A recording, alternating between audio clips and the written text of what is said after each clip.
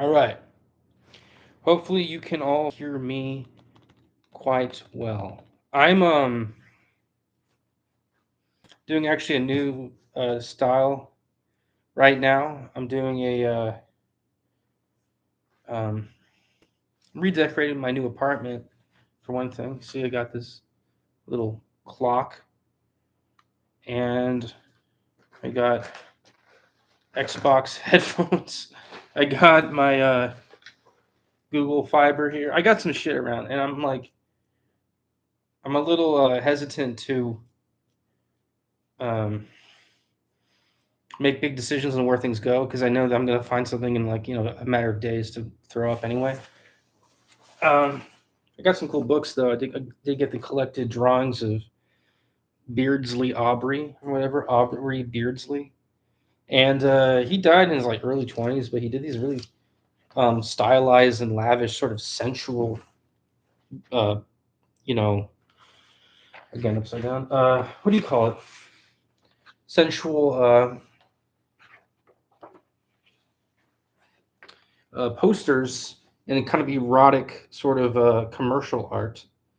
I'm not entirely sure how he got the ability to do that, in late Victorian England or whenever it was, but he did. And in the turn of the century era, fin de siècle, right? And he was fairly, renowned, but he just was kind of a degenerate, and he ended up dying pretty young. Um, and yet his art has got a lot of genitalia in it, but it's like really coy and curious, and you kind of wonder why the bodies are portrayed in like kind of this flat, angular, sort of like unarousing sort of way. It's almost like intellectual. It reminds me a little of something like a Sigmund Freud personality would draw. If Sigmund Freud was, capable of, elegant artwork, which I don't believe he was. So on this episode, we're going to do something completely different from what I just went, ran you through with. Um, Here, maybe I'll show you one of my doodles. I tend to copy these art books. I did. What is this shit? This is like pizza grease. Yeah, you see, there's like floral arts. I got some. So eventually, you do that enough, and you get something kind of, like a poster that you can make for yourself. And it's a better way to live than having like a Misfits, you know, throwback vintage poster. You can actually make your own poster. Um, by the way, great band, the Misfits. We should do an album review for them, although I kind of think it's moot. I mean, you don't really go to a band like the Misfits to delve into their back catalog. You kind of just listen to the few songs that float around the streaming service. Um, Without much more ado than that, I'll say this: I will tell you what the subject of this video is in due time, no doubt. And that subject is Fallout, the TV series. Something near and dear to my heart is that video game series called Fallout.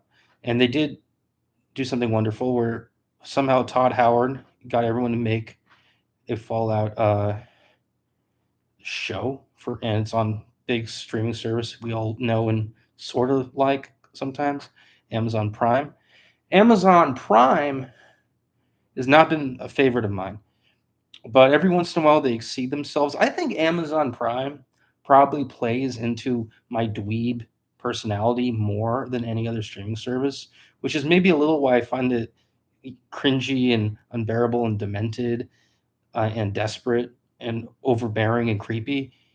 But at the same time, when it comes, a broken clock is right twice a day, and you will get a Fallout show or you'll get the Rings of Power show, which I think are both pretty adequate for my sort of retinue of I like that word. I'm not sure I'm using it right. I like it for my retinue of entertainment options, my suite of entertainment options. And yeah, the Fallout show, to break it down for you, was one of the best things I've seen in a while. And the reason isn't because I'm merely a fan of the video game franchise, which I totally am, no doubt about it. The reason is that they put so much more care into their storytelling than they've done for a lot of other shows. The ghoul character played by that amazing actor, um, who I'm a huge fan of. Everything he does is brilliant.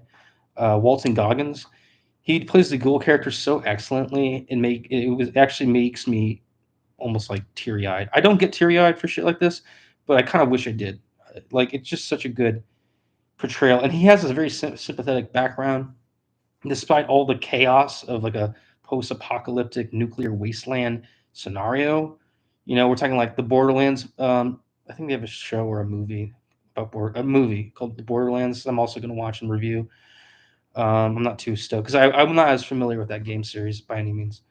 But Borderlands is a similar concept. It's just sort of a wasteland, like in Mad Max, Fury Road, or Mad Max, The Road Warrior, Furiosa. It's like it's one of those scenarios where you don't really care about the background for the character. But in Fallout, they are so good with flashbacks because they have this sort of modish 1950s populux era that they kind of have to like flash back to before the vaults were opened and before the nukes were dropped. They had an era where everyone's kind of bopping around going for hamburgers and having birthday parties with cowboy, celebrity guests. And it was just like, a convivial, vivacious era where positivity was kind of cringy, but it was omnipresent.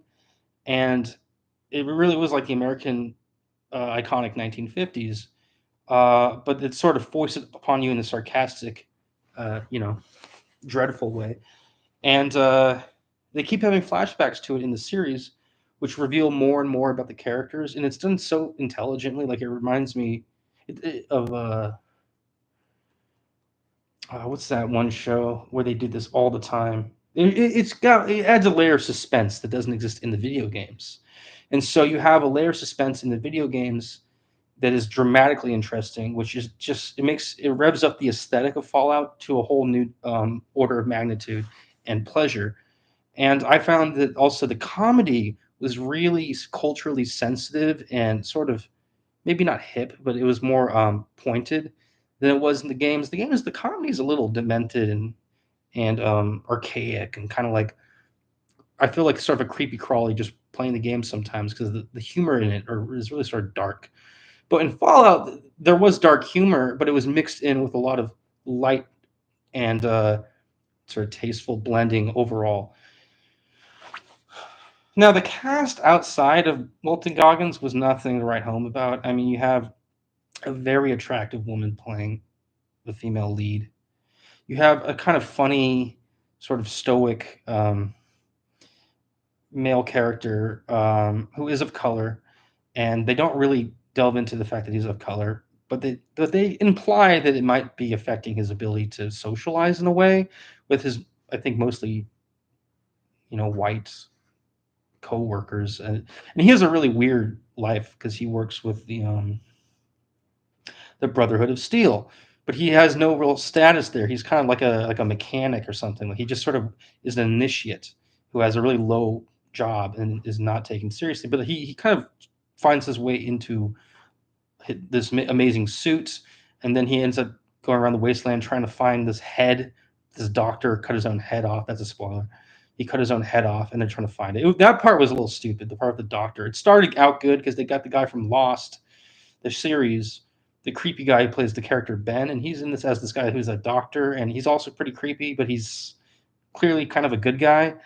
Um, he didn't do a lot to help himself, though. I think they kind of wrote him out of the series pretty quickly. Unfortunately, he was interesting, and he has a dog, and so you get the dog and the doctor all in one package. It's a good movie trick, but in a show, you don't want a sympathetic character like like kind of like a crazy doctor with a dog wandering around all out alone, right? Not to ramble, but I'm saying like he's wandering around alone. In a movie, you could have like a few scenes and it'd be really like, interesting. But in a TV series, you expect more levity and personality from characters. I think he was kind of a weak point in the show, even though I really liked the actor and actually appreciate his acting in this series. I think he did well, but better than some other character actors who I won't mention. Um, the female woman is very like, she's got this doughy-eyed look. Her eyes are really big. I wonder if they're sort of supposed to be mutated almost, like they're just so big, and it's just supposed to be mutated in the series. Even though she looks really gorgeous, it's a little like her eyes are so big that they're gonna make her end up being genetically modified or something. It doesn't really seem organic to any situation that her eyes would be so large. But she's drop dead gorgeous, and her acting's pretty funny. Like she's not unclever. The only thing I'll say is her style is pretty one dimensional. But that could be said for the Brotherhood of Steel initiate character, who's also kind of the co-star. His acting is worse though. His acting is a little worse than hers. She has more humor. She can deliver the funny lines excellently. And you know who's really great in this, and is probably almost as good as Walton Goggins, is Kyle MacLachlan from Everything That You Know and Love by or with Kyle MacLachlan, right? Twin Peaks, right? Um, Portlandia. He does sort of have a similar role to Portlandia in this, but he's not in it as much. And in the end, he ends up being a really important character who ties together stuff. Whereas Portlandia, he's kind of a secondary character through and through. In this Fallout season, he's been pivotal to everything about the show, and it's cool to see Kyle MacLachlan have a really strong role in. I mean, his acting wasn't necessarily like, like West End level, but it was like effective for his really strong role in the series. And he's not in so many scenes, so he had to. He kind of did pretty well for the fact that he's not in it that often. Um, but Walton Goggins' acting is actually kind of cheesy in this, and I think it's because his character doesn't really have a face. I mean, it's totally mauled by like the generation of radioactive ooze.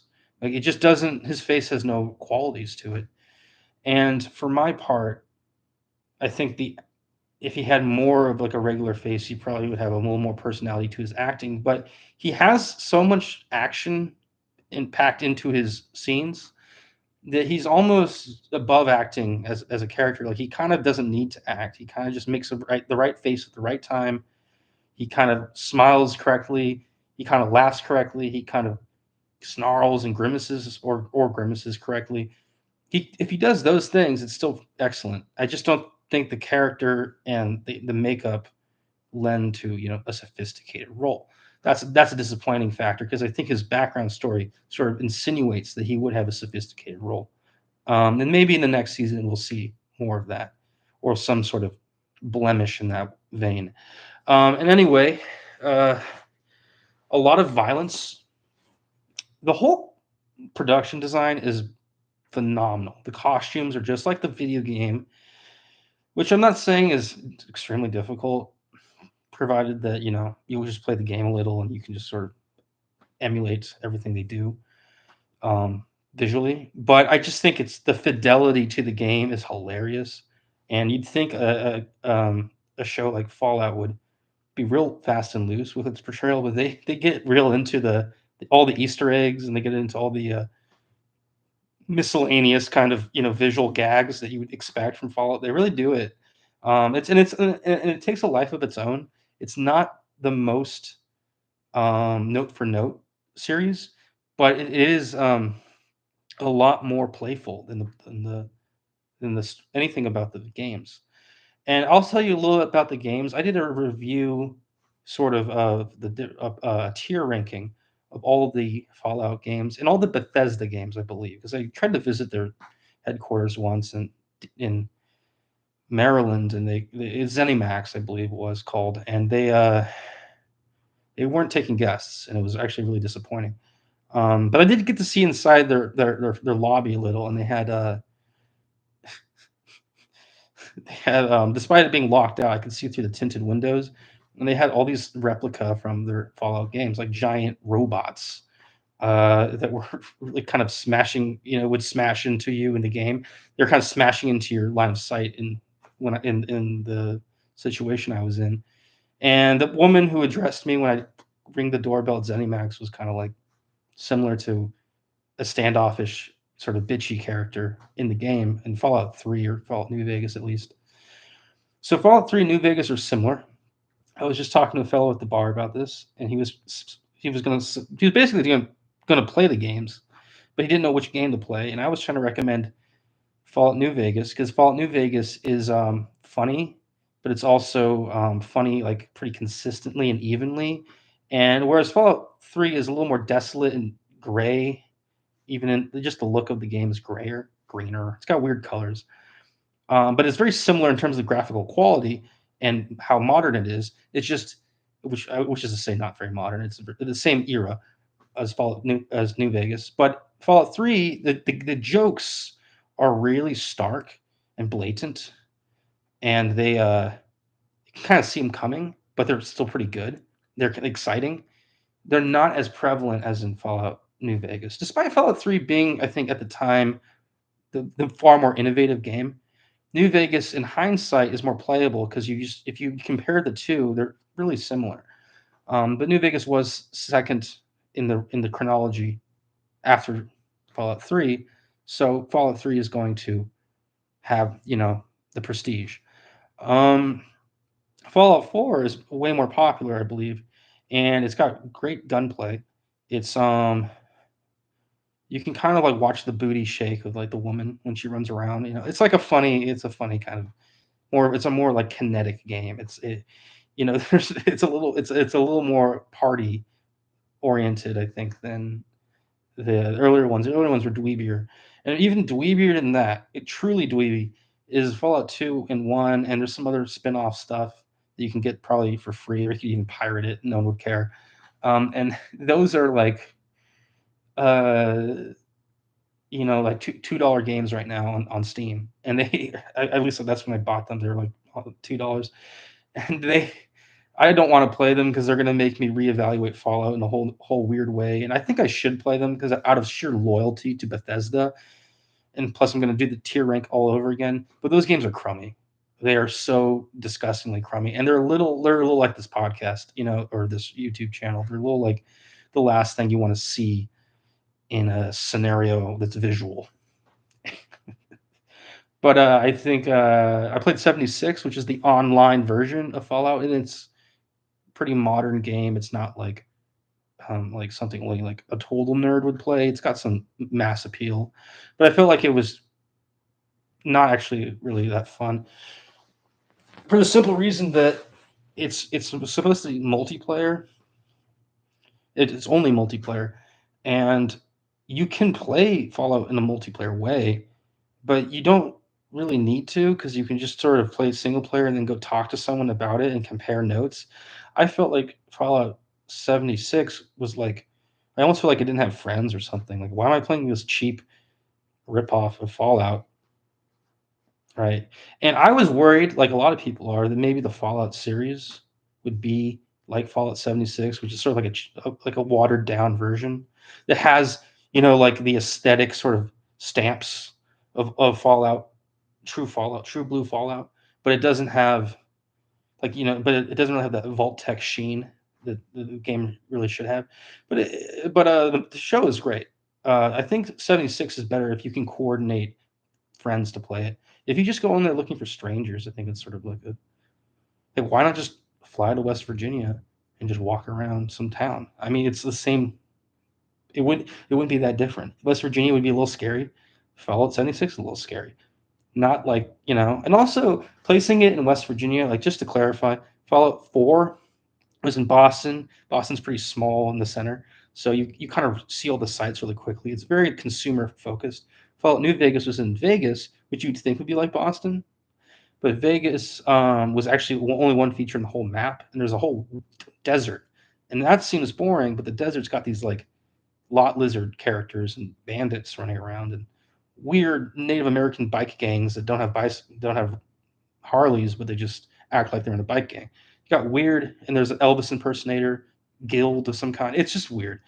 There's like a there's like a highway patrol sort of park ranger faction. There's a faction that resembles Julius Caesar's Rome. It makes no sense, but because it makes no sense, it ends up being fairly amusing. Fallout 76 had no comedic value. It was a stark post-apocalyptic send-up of West Virginia towns. It didn't really have any coherent statements in it. Fallout 3, which is the one that most people will say is like the original. It's not the original, but it's just the most playable one in the last 20 years, I guess. Um, Fallout 3 is entirely in Washington, D.C. Era.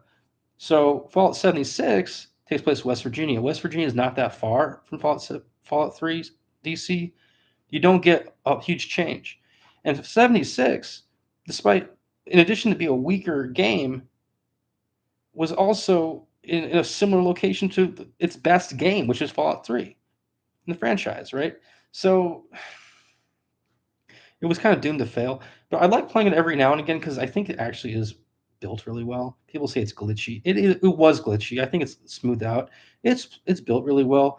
The construction of houses and dwelling units is fun. It's pointless, but it's fun. It was also pointless in Fallout 4. So let's not, you know, let's try to spread the hate evenly.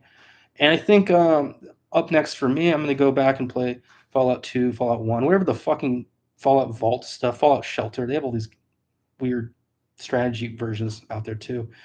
Um, I've dipped my toes in those. Those games are a little stupid because they look a lot like a different type of game you could play from Steam that would be more interesting, but they're like a Fallout cheap version. They're cheap experiences from what I remember. But I will still do the original Fallout games, which are not made by Bethesda. I forget who made them, or if they were made by Bethesda, they weren't remarkable in their time. I mean, someone probably played them, right? I don't know who exactly. It's not glaringly obvious. Uh, okay, we're about done. Fallout series. I don't know what else to say. I think Jonathan Nolan directed most of the episodes, if I am not mistaken. And I could be mistaken, which is would be sad. Jonathan Nolan was the is the brother of Christopher Nolan, and he wrote the screenplay or the short story that became the screenplay for Memento, Christopher Nolan's earliest movie, or, one of his very earliest films.